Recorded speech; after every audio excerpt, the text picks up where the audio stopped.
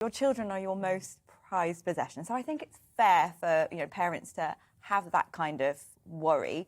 But I also think it's important that we remind parents that the JCVI have looked into all of the data. They've told us that the benefits of it far outweigh any risks, that the risks are extremely low, and that we know that the risks of COVID itself are significant. But I mean, when this particular age bracket is hardly touched by the virus, what are the benefits necessarily to them? Are the benefits actually to us adults? And there's a worry perhaps that youngsters are being asked to fill in and to up the total numbers where many adults haven't decided to come forward for the vaccine. And if that's the case, parents could legitimately say that's not for me. Yeah, so it is the lowest risk group. We do know that for sure. But it may still help reduce some ICU admissions, some hospital admissions. So it is still a tangible effect in having of children or both, adults? Of both.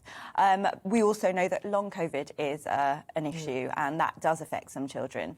So yes, I think it's both. Certainly, again, it is the lowest risk group. So it's not, I don't feel the pressure and the plea that we were giving to the adults and the older groups when we were really trying to get them to get vaccinated. That pressure I don't feel is here with this age group. I think this is more of an offer.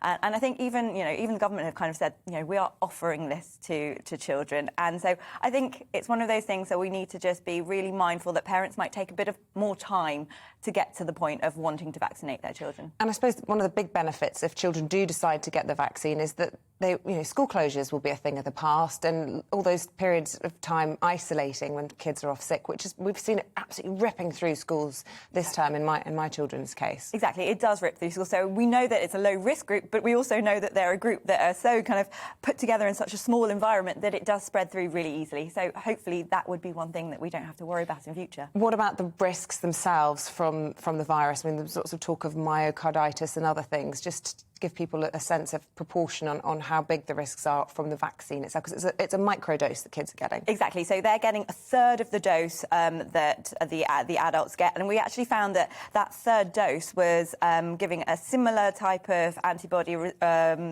result compared as to the full dose of the 16 to 25-year-olds. So we know that it works, and it's only a microdose, and we are reducing the risks of COVID itself, long COVID, and the risks of COVID to your family and the wider group. Yes, the risk of myocarditis is there, but it's extremely minuscule compared to the risk of COVID itself. Would you be vaccinating your kids in that age bracket if you? I would. Yeah, I'm really pro-vaccines and pro-COVID vaccine itself. I also have family that are high risk, and I just wouldn't want to put them at risk.